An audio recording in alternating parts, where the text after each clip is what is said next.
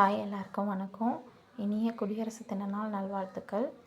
இன்றைக்கி நம்ம என்ன பார்க்க போகிறோன்னா, குயிக்காக எப்படி சட்னி செய்யலாம் அப்படிங்கிறது தான் பார்க்க போகிறோம். தக்காளி சட்னி. இதுக்கு தேவையான பொருட்கள் பார்த்திங்கன்னா 1.5 கை அளவுக்கு சின்ன வெங்காயம், 2 பழுத்த தக்காளி, 2 பழுத்த மிளகா. ஃபஸ்ட்டு 2 தக்காளியும் நம்ம கழுவிட்டு கட் பண்ணி வச்சுருக்கோம். அதுக்கப்புறம் பழுத்த மிளகாயும் கட் பண்ணி வச்சுட்டு, வெங்காயத்தை உரிச்சிட்டு நல்லா அலசிட்டு அதை எடுத்து வச்சுருக்கோம். நெக்ஸ்ட்டு ஸ்டவ் ஆன் பண்ணிவிட்டு அதில் கடாய் வச்சுட்டு அதில் எண்ணெய் தேவையான அளவுக்கு ஊற்றி அது காஞ்சதுக்கப்புறமா நம்ம என்ன பண்ணலான்னா, இந்த சின்ன வெங்காயம் இருக்குது இல்லையா, அதை போட்டு நல்லா வதக்கணும். அது வதங்கினோடனே அதோட கலர் மாறும். அந்த நேரத்தில் நம்ம பழுத்த மிளகாயை யூஸ் பண்ணிக்கிறோம்.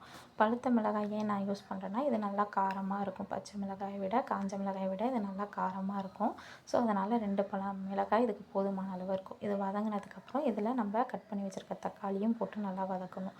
இது நல்லா வதங்கினோடனே இதில் உப்பு சேர்த்து வதக்கி அதை கொஞ்சம் நேரம் நம்ம ரெஸ்ட்டு கொடுத்து அதுக்கப்புறம் மிக்சர் ஜாரில் மாற்றி அதை நம்ம அரைச்சா நம்மளுக்கு சட்னி ரெடி ஆகிடும். தேங்க்யூ ஃபார் வாட்சிங்.